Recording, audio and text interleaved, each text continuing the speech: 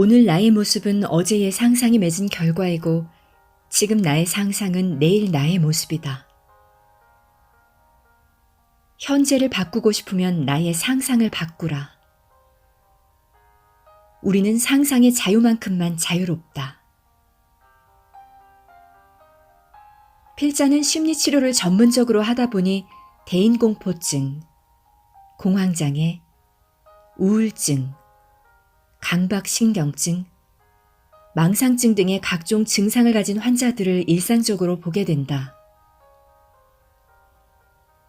그런데 이런 환자들의 공통적 특징은 부정적 상상의 천재라는 점이다.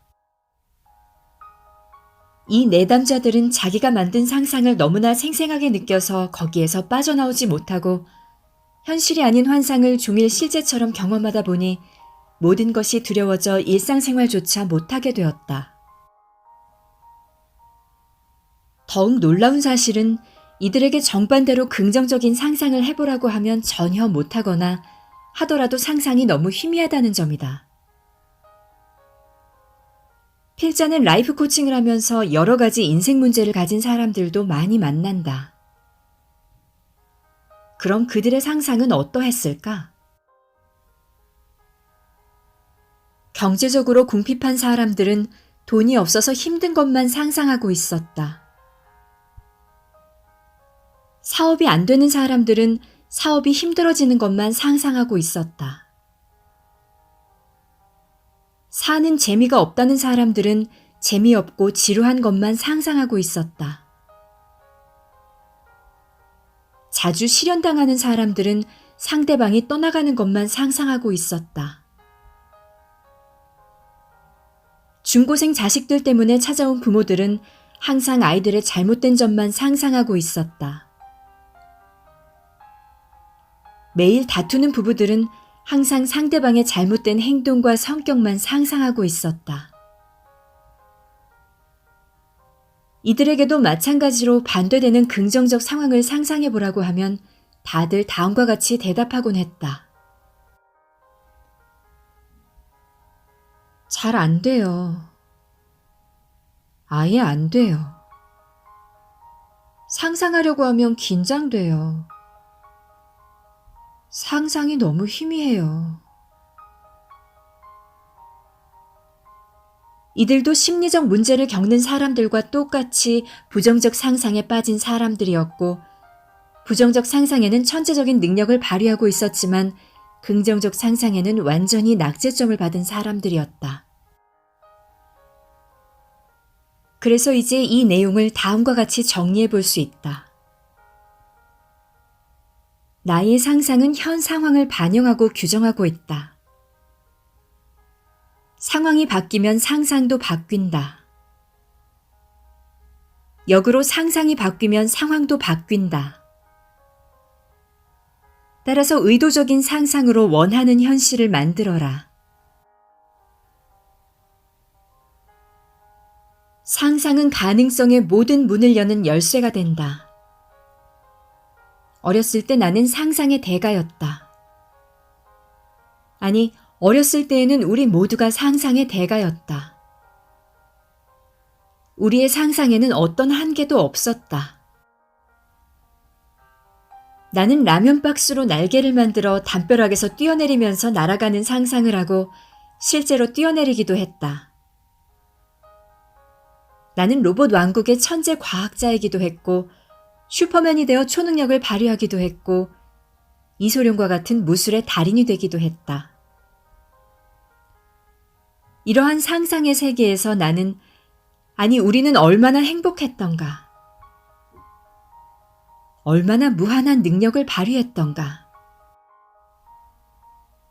어렸을 적 나의 상상의 세계에서는 한계나 안 돼라는 말 자체가 없었다.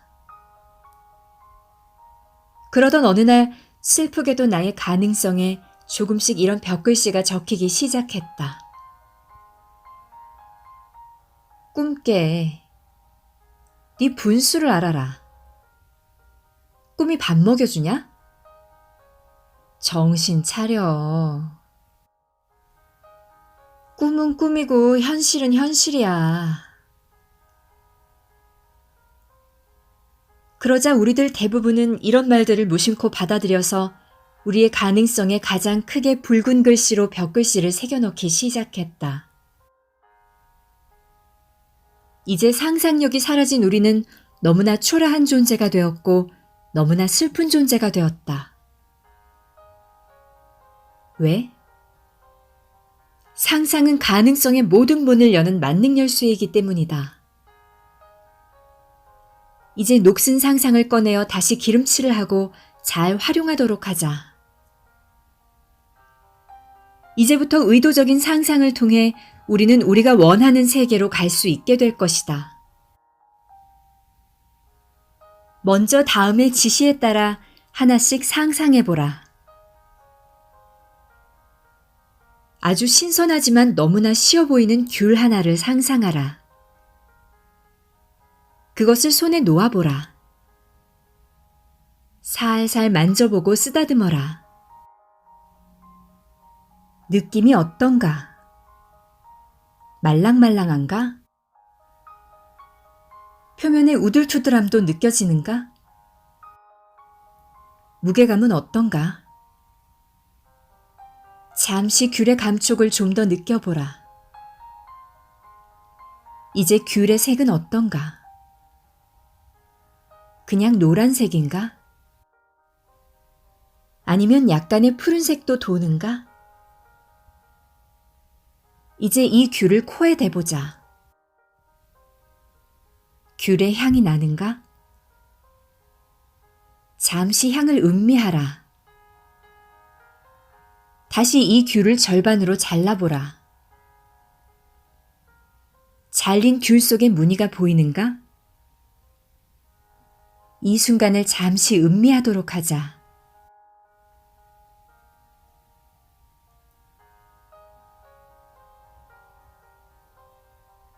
이제 이 신선하고 아주 시큼한 귤을 콱 깨물어라. 사정 보지 말고 한 입 콱 깨문 다음 잘근잘근 씹어보라. 한 번 더 강조하건대 그냥 콱 깨물어서 잘근잘근 씹어보라. 더 오래 씹어보라. 입안에 도는 신 귤의 맛을 혀를 굴려가면서 느껴보라. 자, 이제 눈을 떠서 입안이 어떤지를 확인해보라. 필자의 지시를 잘 따른 대부분의 독자들은 입안에 다소 침이 고였음을 알아차렸을 것이다. 바로 이것이다. 귤이 없지만 우리의 뇌는 마치 신 귤을 실제로 먹고 있다고 느끼면서 침까지 흘리고 있는 것이다. 뇌는 생생한 상상과 현실을 구분하지 못한다. 따라서 이 원리로 우리는 원하는 것을 의도적으로 생생하게 상상함으로써 그것을 달성할 수 있게 마음의 조건을 재구성할 수 있다. 그럼 도대체 생생한 상상이 어떻게 우리가 원하는 것을 이루게 한다는 말인가? 이에 관한 답변을 하기 전에 먼저 삼국지의 조조 일화를 한번 들어보자. 조조는 한때 전쟁에 패한 군사를 이끌고 높은 언덕을 넘어가고 있었다. 뒤에서 적군들은 쫓아오고 이미 싸움에는 지쳤고 설상가상으로 타는 듯한 날씨에 물도 다 떨어졌는데다가 가파른 언덕까지 오르게 되자 많은 수의 군사들이 낙오하기 시작했다. 이대로 가면 전군을 잃을 것 같은 위기 상황에서 갑자기 조조가 저 언덕 너머에 살구밭이 있다고 군사들에게 외쳤다. 이에 살구를 상상한 병사들의 입에는 침이 고였고 맛있는 살구를 먹을 욕심에 다들 힘을 내어 언덕을 넘었다. 그런데 그렇게 힘차게 언덕을 넘어 내려갔는데도 살구는커녕 그저 논밭만 보이는 것이 아닌가. 조조는 지친 병사들이 언덕을 쉽게 넘어가도록 살구밭이 있다는 거짓말을 했던 것이다. 바로 여기서 상상이 어떻게 원하는 현실로 우리를 데려가는지 잘 알 수 있다. 병사들이 살구를 알기 전까지는 가파른 긴 언덕밖에 보이지 않았다. 하지만 살구를 상상하는 순간 언덕이 아니라 건너편의 살구밭에서 편안하게 살구를 먹는 모습을 상상하게 되었고, 그 결과 그 순간의 객관적인 고통들은 모두 사라졌다. 바로 이 점이 중요하다. 이것을 다음과 같이 정리할 수 있다. 된다고 생각하면 방법이 보이고, 안 된다고 생각하면 장애물만 보인다. 생생한 상상은 된다는 느낌을 주어 목표를 향해 우리를 끌어당긴다. 반대로 상상이 없으면 된다는 느낌이 없어 장애물만 보이고 결국은 포기하게 된다. 실패하는 사람은 중간 과정에 장애물만 상상하다가 중도 포기한다. 반면에 성공하는 사람은 과정이 끝난 뒤에 성취를 상상하면서 성공할 때까지 계속한다. 누구도 안 되는 일을 할 사람은 없다. 단지 성공하는 사람은 되는 것을 상상하고 실패하는 사람은 안 되는 것을 상상할 뿐이다.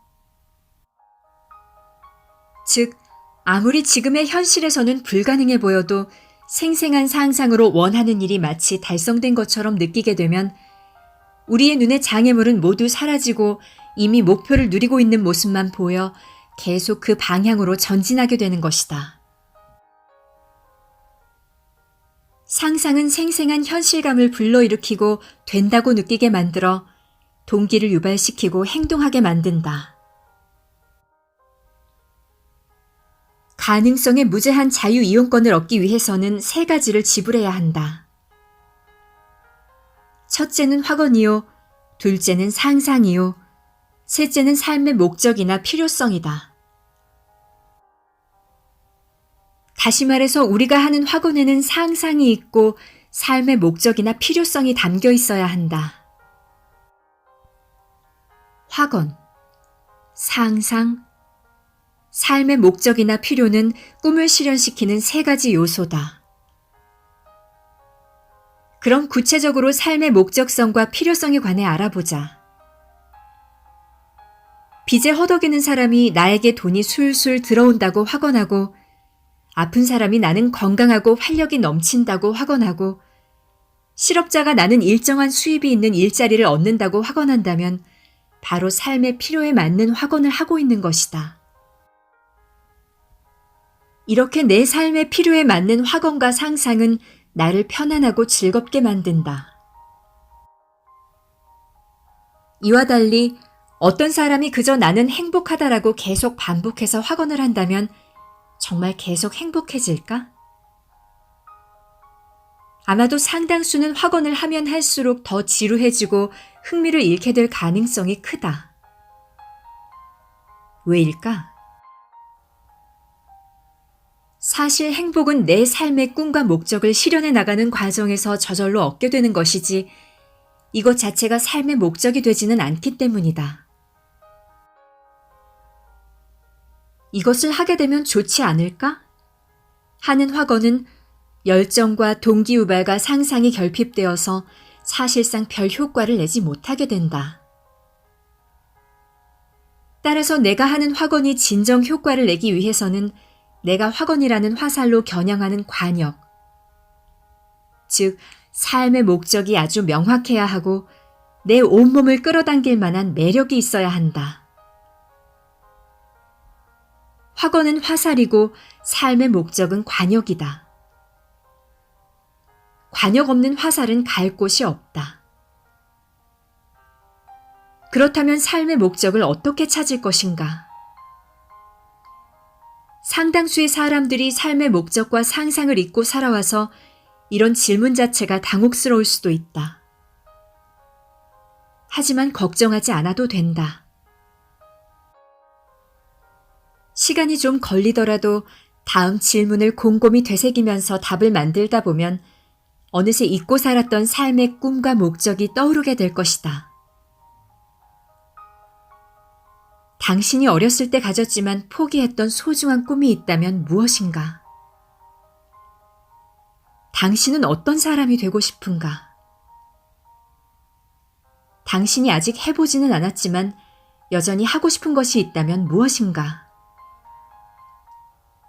성공이 보장된다면 무엇을 해보고 싶은가? 나는 무슨 일을 할 때 가장 기쁘고 즐겁고 행복한가? 뭔가 떠오르는 것이 있는가?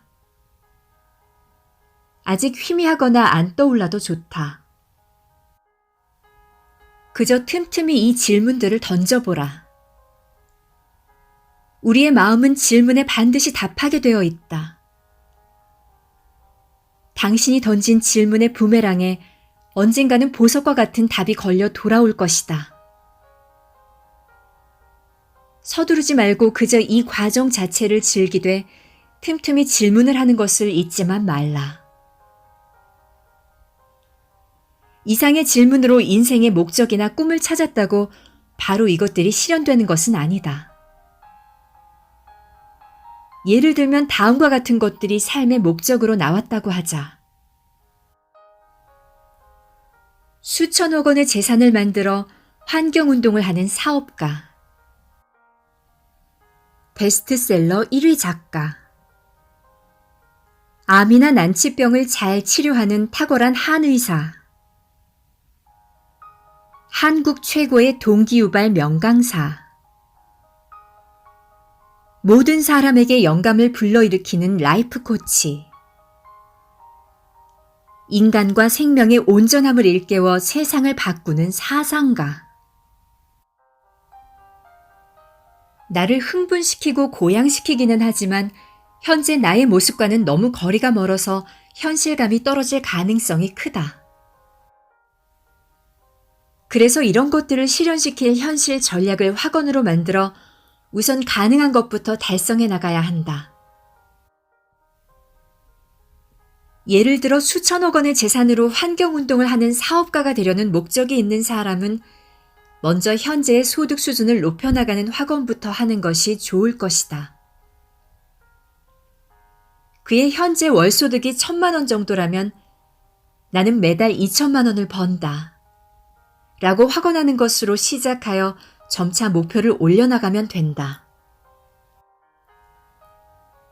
실제로 게리 크레이그는 일찍이 라이프 코치로 사람들의 가능성을 개발하는 것에 삶의 보람을 느꼈지만 30세에 18,000불의 연봉으로는 가족들의 생계를 꾸려나가기도 힘들었다. 그에게 삶의 목적은 라이프 코치였고 돈이 삶의 목적은 아니었지만 목적을 이루는 가장 중요한 수단이라는 것을 절감했다. 다시 말해서 그 당시 그에게 돈은 삶의 목적은 아니지만 꼭 필요한 무엇이었던 것이다. 그래서 그는 맨 처음 나는 연봉 4만 불을 쉽게 번다. 라고 확언하여 1년 만에 달성하고 이후 해마다 6만 불, 10만 불, 20만 불 등으로 액수를 높여 목표를 다 달성하게 되었다. 1940년생인 그는 50대에 들어서는 재산이 충분해져서 굳이 더 이상 돈을 벌지 않아도 될 정도가 되었다. 이제 그는 부정적 감정과 생각의 홍수에 빠진 세상을 구하는 일로 오래도록 품어온 삶의 목적을 실현하고 있다. 삶의 목적을 실현시킬 구체적인 확언을 만들어 작은 것부터 달성해 나가라. 아무리 늦은 나이에도 우리에게는 아직 이루어야 할 삶의 꿈과 목적이 살아있음을 잘 보여주는 이야기가 있다.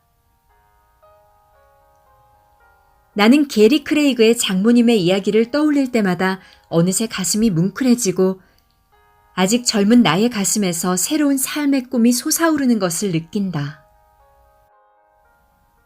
다음은 게리 크레이그와 그의 장모님의 일화이다. 나는 오래전에 78세 된 장모님에게 성공이 보장된다면 무엇을 하고 싶으세요? 라고 물었다. 그분은 잠시 생각하더니 깨끗한 1급 유기농 야채 가게에서 계산원을 하고 싶어. 라고 대답하셨다. 나는 잠시 침묵하다가 다시 장모님은 제게 아직 제대로 대답을 안 하셨어요. 장모님이 현재 상황과 조건에서 좀 더 하실 수 있을 만한 일이 아니라 장모님에게 삶의 꿈이 무엇인지 묻는 거예요. 나이나 재산이나 건강 상태 같은 현실적 조건 같은 것은 일단 있고 성공이 보장된다면 정말로 해보고 싶은 일이 무엇인가요? 라고 물었다.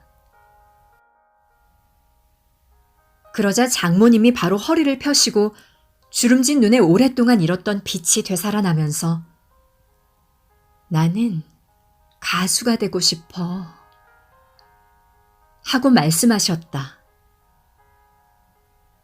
바로 이것이 진정한 삶의 목적이다. 그것은 우리를 고무시키고 나의 인생과 세상에 살아가야 할 가치를 부여하고 아침잠을 잊고 벌떡 일어나게 하는 원동력이다.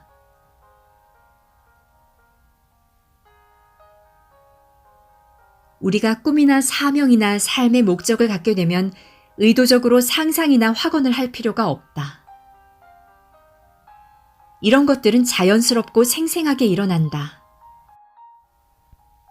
물론 확언과 상상을 의도적으로 하는 것이 목적을 이루는 데 중요하지만 그래도 가장 중요한 원동력은 삶의 꿈이나 목적이다.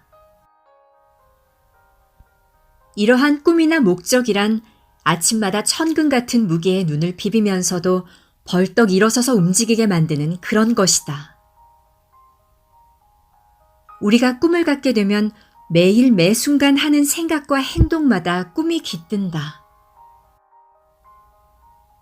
우리는 항상 마음속으로 내 꿈의 주인공 역할을 리허설하게 된다. 혼자건 누구와 만나건 우리는 끊임없이 꿈을 상상하고 결국 이 꿈이 우리를 새로운 현실로 데려가기 시작한다. 그리하여 삶의 목적을 얻은 찰나는 운명을 만든다.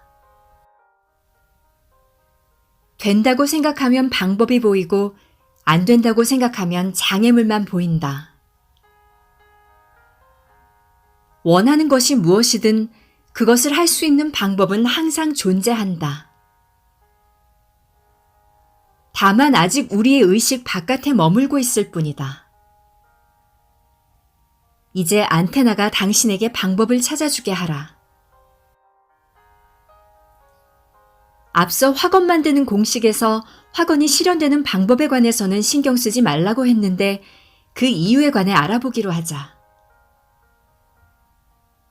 신경생리학 이론에 의하면 우리의 뇌는 초당 200만 비트의 정보를 받아들이지만 실제로 처리하는 정보량은 20비트 정도에 불과하다. 비유하자면 이것은 자동차를 타고 부산에서 출발하여 서울로 가는데 그 구간을 전부 영화로 찍고서는 불과 4, 5m에 해당하는 촬영 분량만으로 서울, 부산 간의 경로를 평가하는 것과 같다고 할 수 있다. 또 달리 비유하면 해운대 해변에서 모래 한 줌만으로 전체 모래사장의 질을 평가하는 것과도 같다고 할 수 있다. 뇌는 초당 200만 비트나 되는 많은 정보에 노출되어 있기 때문에 유입되는 모든 정보에 주의를 기울여 처리하다 보면 녹초가 되어버린다. 그래서 뇌는 자체적인 판단에 의해 중요하다고 여기는 것 일부인 20비트 정도만 처리하고 나머지는 처리하지 않고 무의식에 그냥 저장해버린다. 그런 면에서 우리의 무의식은 엄청난 정보의 바다로 무궁무진한 보물이 숨겨져 있다고 할 수 있다. 우리는 매 순간 해운대 해변 크기만큼의 모래를 받아서는 한 줌만 사용하고 나머지는 모두 무의식의 바다에 다시 저장해버리는 것이다. 특히 뇌의 망상체라고 하는 부위가 이런 정보의 필터 역할을 하는 것으로 알려져 있다.